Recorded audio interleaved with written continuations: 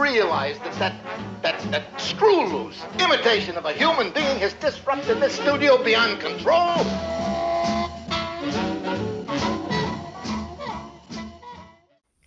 Hello everyone, welcome to Empowerment University for Seniors class called Remembering Jerry Lewis, a nice Jewish boy from New Jersey who was also an unforgettable comedian, and he was a filmmaker, a humanitarian.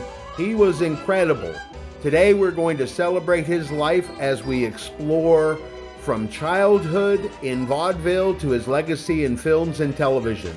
So let's get started.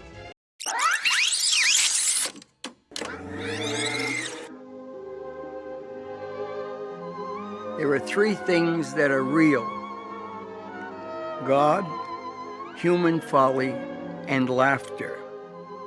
Since the first two are beyond our comprehension, we must do the best we can with the third.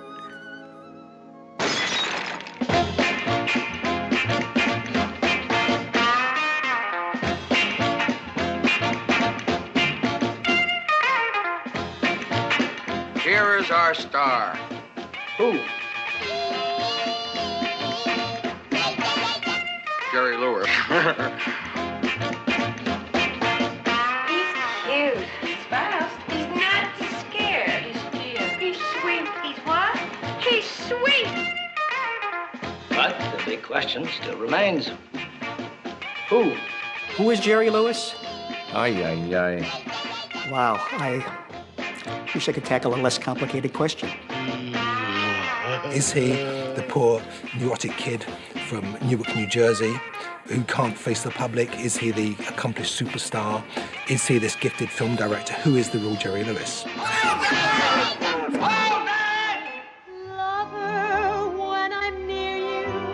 I was the class clown.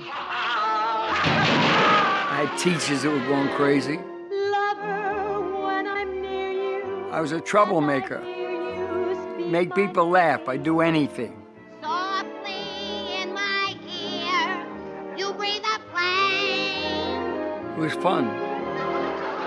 Lover, when we're dancing. Mr. Lewis, you are a complete nut.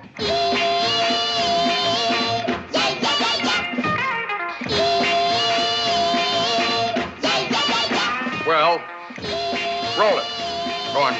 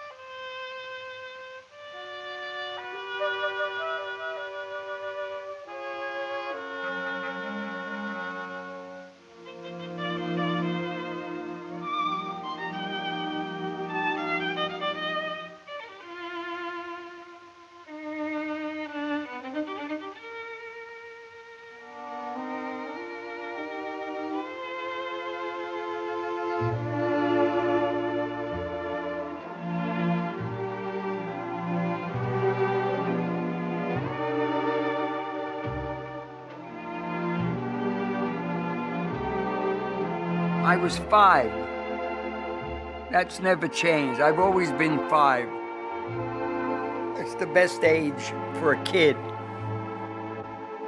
I was born in 1926, Newark, New Jersey. Jerry, is this your real name? It is now. It wasn't when I was born. I was born Joseph Levitch, Levitch. And I have some other bits of information that'll choke you up. I'm sure you're not about to come back with, why did you change it? When chandeliers start falling on the heads of the hoi polloi. My father. Although you may think it's an earthquake. Good-looking man. I know that's my voice. Wonderful singer, great entertainer, and funny man. Funny. His father was a singer and a comic who was very much influenced by Al Jolson, and his mother played piano and would often accompany Danny Lewis on his tours. His parents came from Eastern Europe, fleeing the kind of persecutions. They were Jewish. And they were both show business people as well. So in some ways with Jerry, show business was in the blood. One unfortunate consequence of his parents being entertainers was they were away from home quite a lot. So he grew up as kind of like the only child of the family, but a very lonely child as well, without siblings around, without kind of parental kind of contact all the time.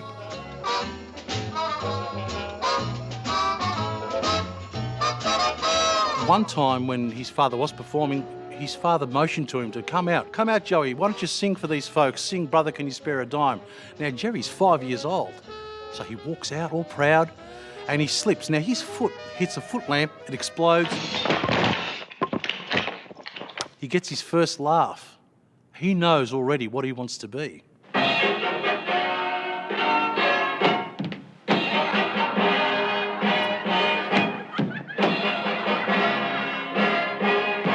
Then you fast forward, and Jerry's 15 years of age, devises his own act. He calls it a record act. And he would have a record player playing behind him, and he would mime to whatever the record was doing, be it a piece of Caruso, a female opera singer, etc.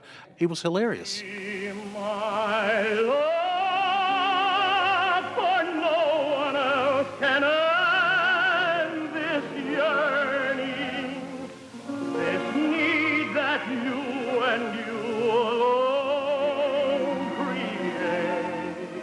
He was a very anxious child, but he could overcome his anxiety by not having to use his own voice. So he could purely focus on his body and his face, and the voices were supplied by others.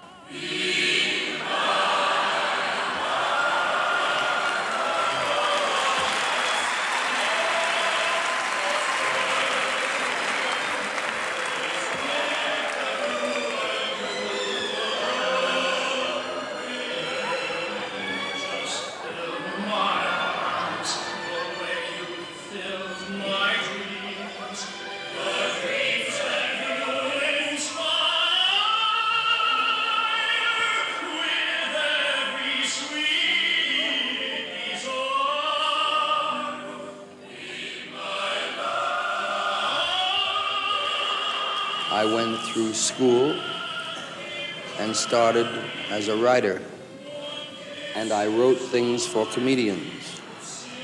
And when they didn't do it like I wrote it, I did it.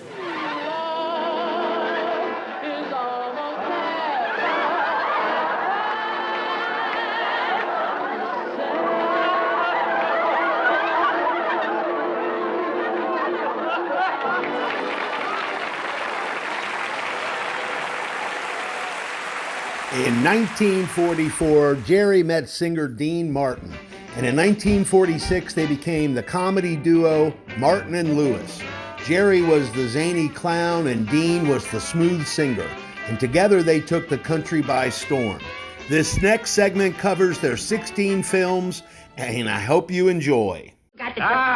Don't point that finger at the people. Why? There's a nail in it.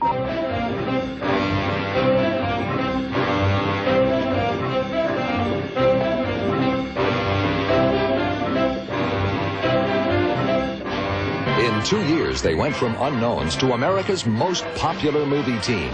Dean Martin and Jerry Lewis were America's top money-making stars, surpassing John Wayne and Gary Cooper. They had millions of fans, made millions of dollars, and produced plenty of laughs. Their movies were filled with hijinks. In public, they said stuff no one else would dare. Letting us have this wonderful award, it's something that we think we deserve. Together, they got away with things no one got away with before. Martin and Lewis.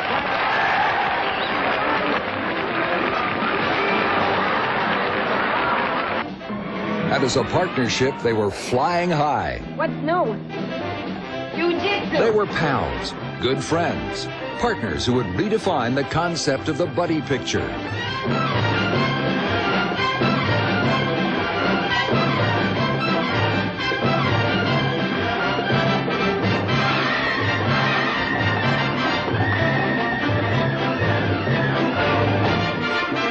Welcome to Martin and Lewis, their golden age of comedy.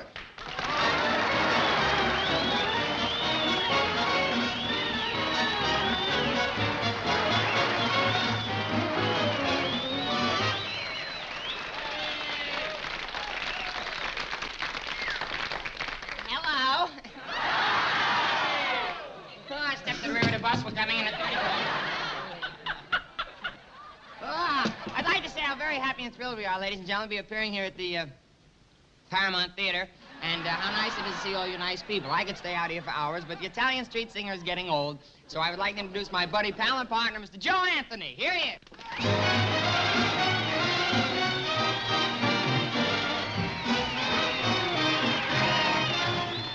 Don't you want me to sing a song?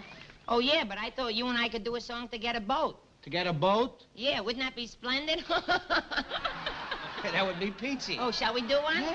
Oh, thank you, great white father. What would you do without me? What would you do, boy?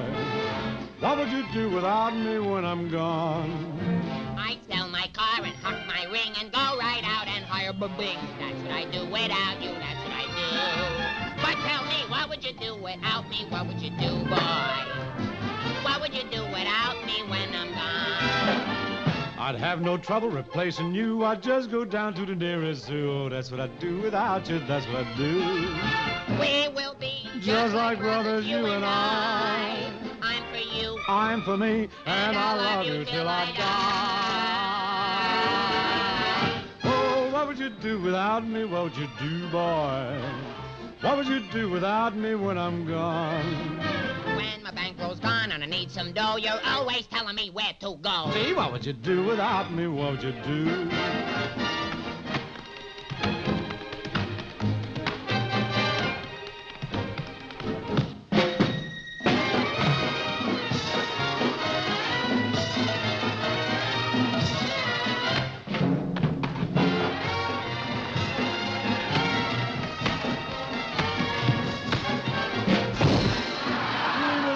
Just like brothers, you and I. I'll go east. I'll go west. And I'll love you till I die. Oh, what would you do without me? What would you do, boy? What would you do without me when I'm gone? I've been your stooge and been your clown. Who picks you up when you are down? Who has $10 and gives you 9? Who sticks by you come rain or shine? Who's always taking it on the chin? Who's always there, lose or win? Who's always been a regular guy? I love you till I die. Oh, what would you do without me? What would you do?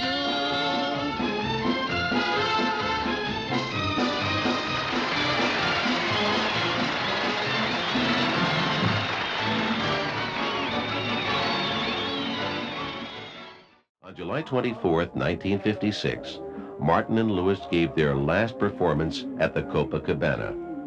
As members of the audience implored the duo to stay together, they put on one of the greatest closing nights in show business history. The show ended with the team singing Partners, Buddies, and Pals. At that moment, Martin and Lewis, the last great comedy team, ceased to exist. Dean Martin and Jerry Lewis, the most popular comedy team of all time. For 10 fabulous years, this unlikely duo blazed across the show business sky. The intense heat that their shooting star generated may have also consumed them, but each man rose out of the wreckage of their partnership to forge incredible solo careers. Now, when we look back at the team of Martin and Lewis, it is not with the sadness for a career that ended too soon, but rather as Act One in the legendary lives of two remarkable men. 1 month later, while on vacation in Las Vegas, Jerry Lewis was asked to fill in for an ailing Judy Garland at the New Frontier Hotel. Lewis ended his first solo performance by singing "Rock-a-Bye Your Baby," and the audience loved it. Rock-a-bye, rock-a-bye, baby, with a deep sea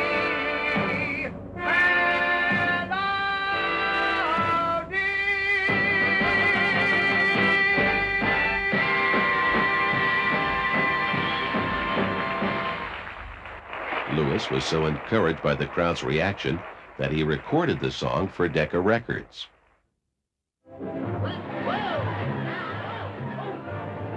Lewis's debut solo film was The Delicate Delinquent, the very same film Dean had refused to appear in. Dean had been replaced by actor Darren McGavin. During the production of the movie, Jerry's recording of "Rock-a-Bye Your Baby" became a hit and sold over 1 million copies. The Delicate Delinquent grossed over $7 million. Jerry Lewis's solo career was off to a very fast start. A soft-hearted guy trying to get along in a hard-boiled neighborhood. Sidney, I want to give you a present. Oh, really? What is it? This. Isn't that nice, Sidney? It's very nice. But things aren't all bad. This cute little chick thinks he's wonderful. Am I unattractive? Oh, no. Then why in the world do you constantly ignore me? Why in the world? Because I'm nothing. You don't deserve to be with that or nothing. You wait till it's something, me. When I'm something, then I'll talk to you. I want to be looked up to and respected. You will be. I want to be a cop. That's Darren McGavin as Jerry's buddy in blue, helping Jerry become the dizziest recruit who ever went through the police academy the hard way. Taking lessons in wrestling. But I got one of my own little tricks. Get out of that. I got enough. Lessons in gunslinging. Lessons in street fighting, where Jerry bumps head-on against his ex-pals on the wrong side of the law.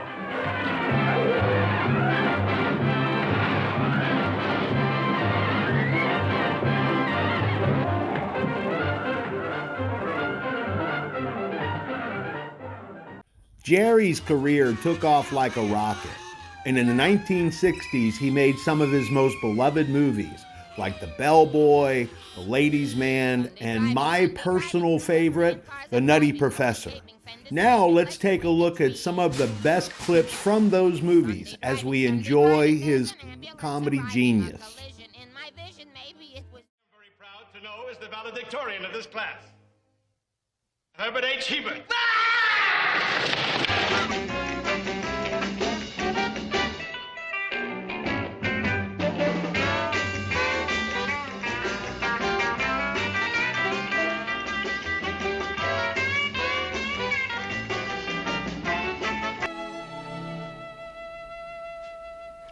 Ah, ooh.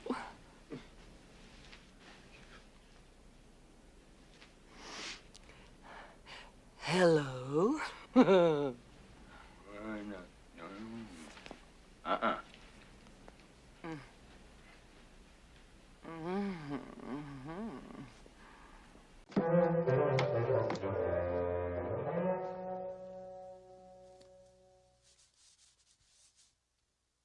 I want about a car that in Ford 4 days. There it is. There's the twitch. The twitch always follows the tingle. The tingle, then the twitch, and there goes the eye. You see it, Steve? There goes the eye. The left eye, first the twitch.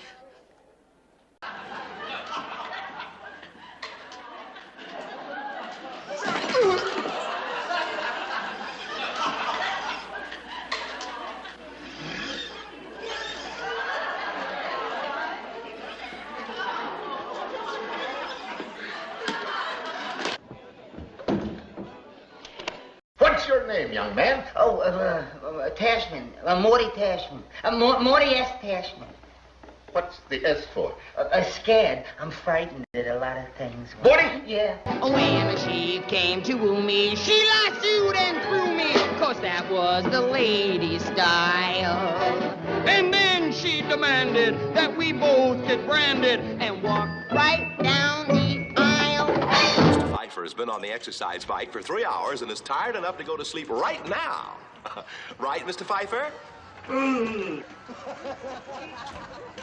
Oh, but Tuttle's department store doesn't think he's tired enough. What? $9,000 or $10,000 you won. We won $9,000 or $10,000? How do you do that? Well, it's the lucky feeling. Remember I told you about the itching and the twitching and the jerking? I knew something was just driving me to come to this table. $9,000 or $10,000 is nothing, because when I get the lucky $9,000 or $10,000... Would you like a Crevedon song? Or a Crowlin song? Or possibly you'd like a Lablo-Bindenden song? Certainly. Oh, I'm awfully sorry. Well, it may take a little time, but I'll knock it out of you. Now get back in line.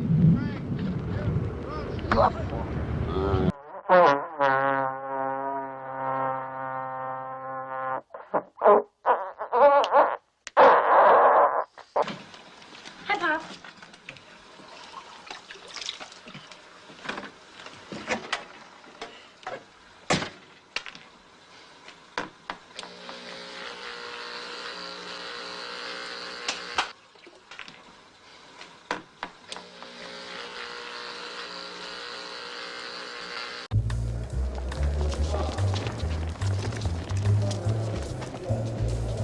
I'm going to take care of my horse, and I'm going to come right back, honey. Who is Stella Mary?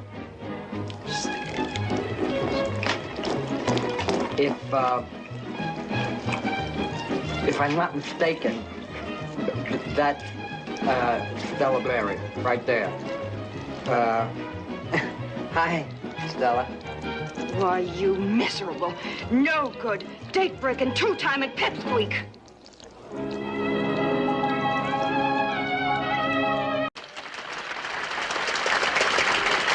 Send me a dozen tickets to the policeman's ball. Thank you, Mr. Miller. It's all right. Bully, bully. Splendid. Help! What's wrong?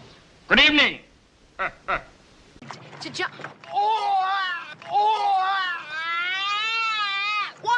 Watch it. Watch it. Oh! Hold on. Oh, no. Oh!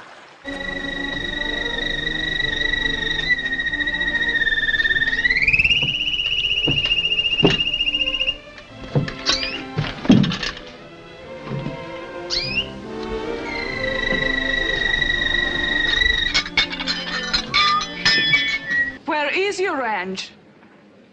Oh, Wyoming country, the wide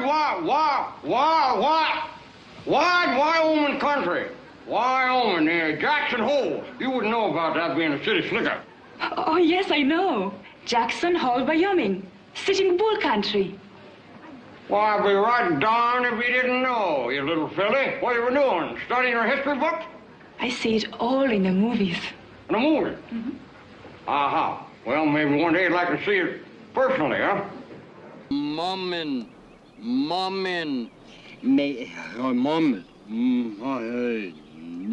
Get up at the horse, get back, swallow. Jacques, je le mets à faire tout ce que des ferries de départ. Oh, bon, t'es même pas salé de bon, ni belle Je me l'air à coup de fer. Ah, oui, oui.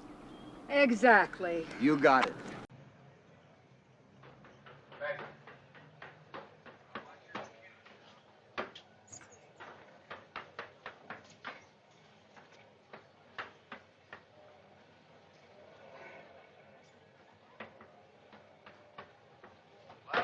Passengers, flight number 104 for Chicago. Freedom!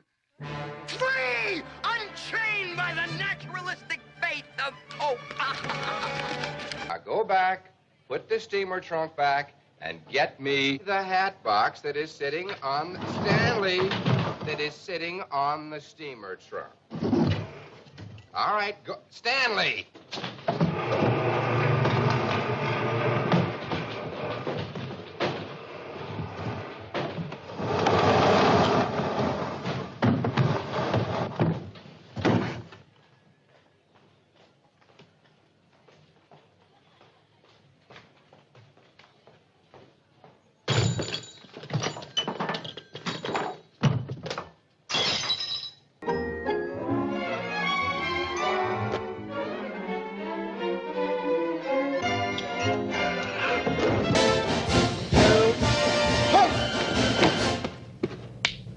Plus the fact this is all the money I have, I saved it up. The rates went up last February. Please, I'm in a hurry. I'm sorry, lady, but...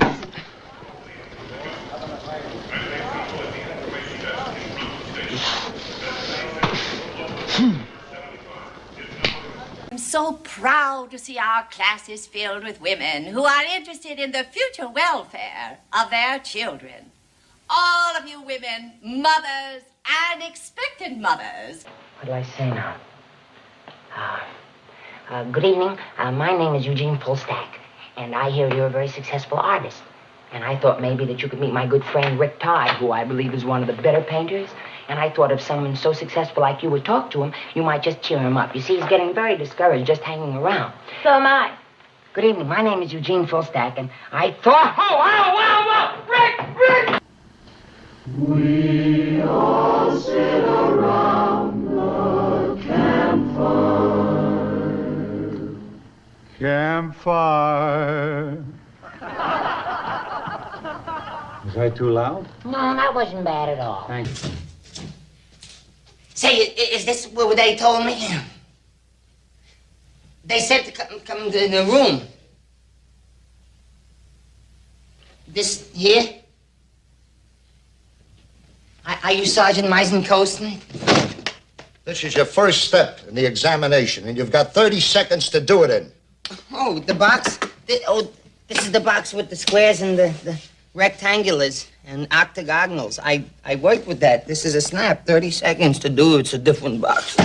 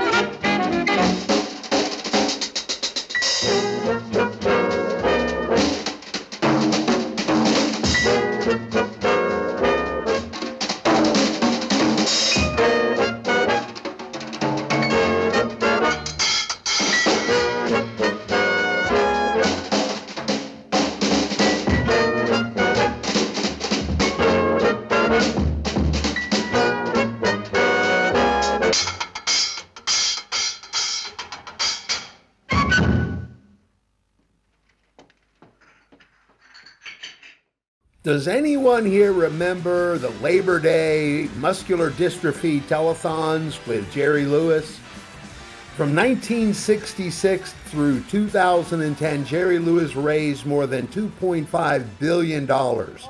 Let's take a quick look at some of those terrific memories. If we may. Oh, I got something for you, Jerry. Before I do the next number. I got a golf ball, because I know you're back into golf. I got a golf ball for you, and it's got your name on it. And that's all. Thank you. You had that made for me? I had that made for you. Just one. One for cock the bull? Why couldn't you trade that in and get me a dozen? Jolly, would you do me a favor, please? I knew he was going to get smart. I knew you were going to be smart. I set you up for it. You went right for it, didn't you?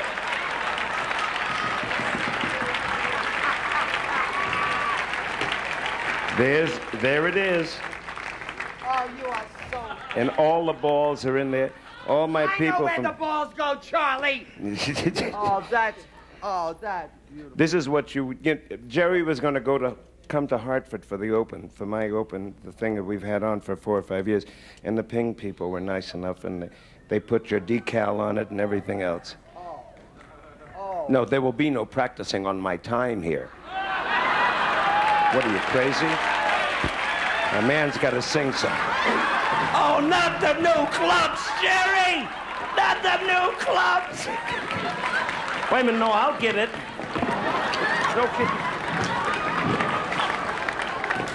Certain. There we go. He's got my wire. You got my wire, Harry. You got my wire. You got my wire! Fire, you are my fire. That's it, in the ding ding, you know. Would you take this? I don't do windows.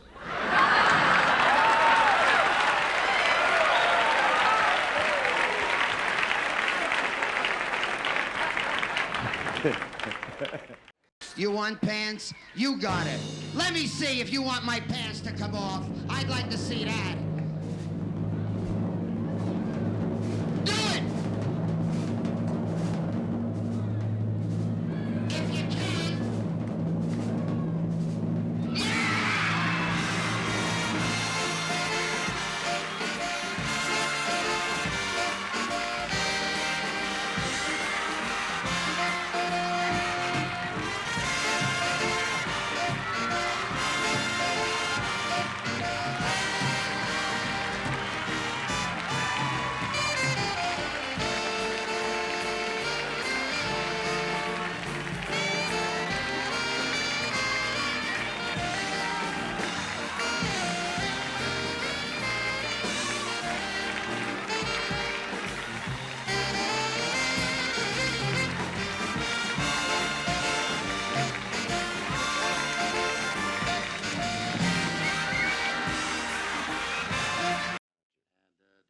Is a check for $1,000 from the Stardust Hotel. And another check for $1,000 from the Stardust Hotel.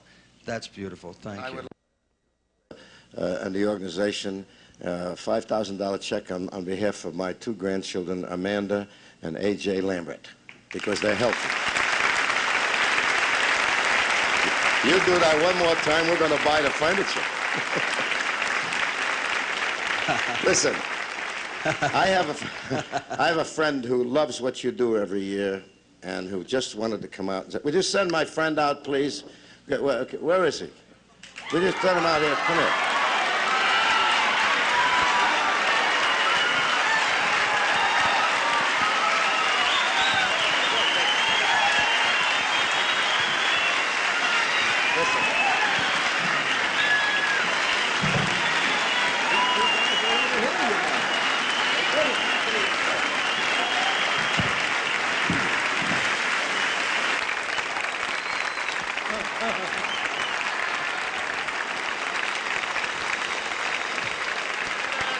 I just wanted to say, I mean, I watched you for 5 hours, and I saw on the side, all you got is $733.16. 3 million. Oh, that's a phone number. That's the phone number. Let's hear it. Song, Jer. Dino. Thank you, sweetheart.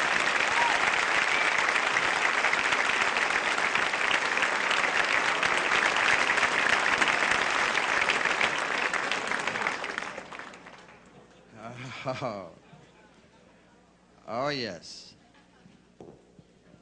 Getting on with the rest. Oh, boy. Well, I tell you one thing. When Francis Albert is around, I think I need a drum roll. Aha!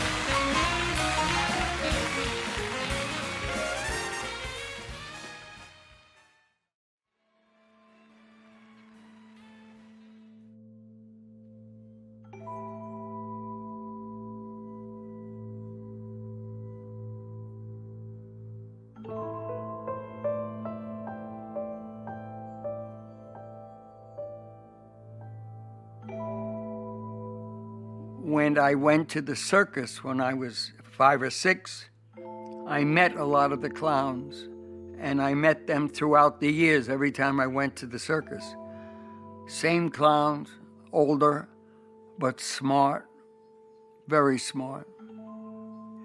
I was putting on my clown makeup, and I had 24 of them around my table watching me make up.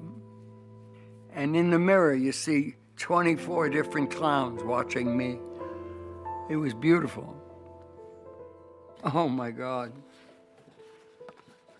This was my first professional picture. I was 16.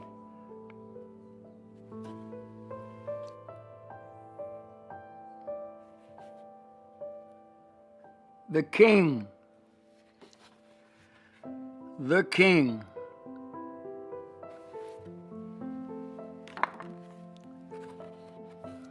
Fu. This is the greatest love of my life. Right there. With her. Great love affair. All of my crew would go home after a day, and I'd take it home with me.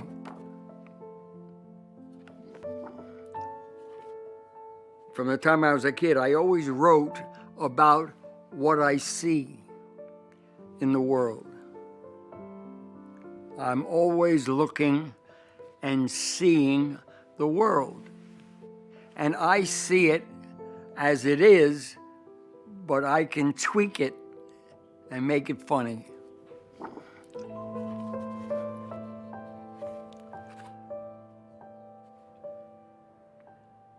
He was closer to me than a brother, than a father, than a mother. He was closer to me than anyone else in my life ever. And I miss him today like I missed him the day he died. Doesn't change. Every day I think about him. Here's my hero. Nutty. Marty Scorsese. The American critics are full of shit. They have no idea what I'm doing. They never have.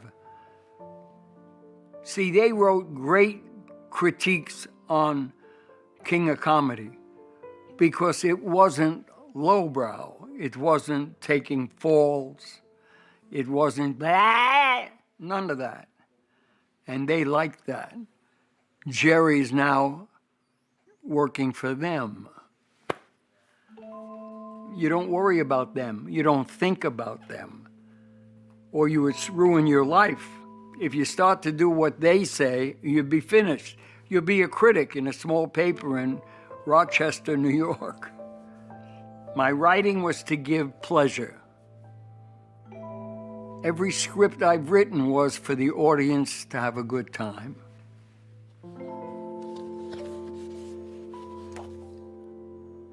I'm nostalgic about everything. Not any one thing, but many things. I've been very lucky. Look at all that. That's a lifetime of wonderful moments. I'm very lucky. I'm blessed.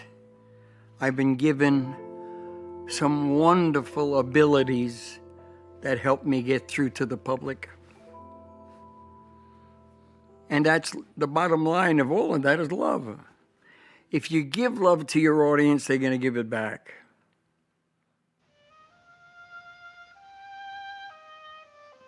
You can't explain fame. So I said it's like a big balloon and a bunch of children around it with long pins. And if they buy a ticket, they've got the right to do that.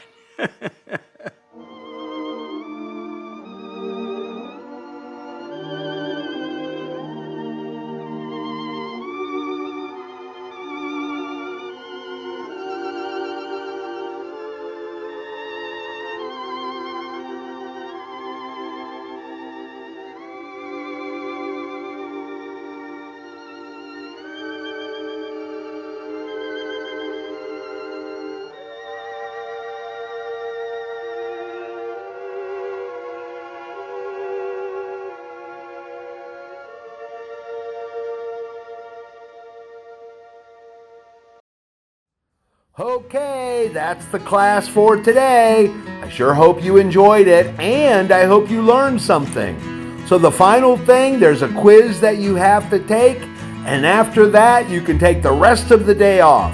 I sure hope you had a good time, and I can't wait to see you on the next class. Take care, everybody.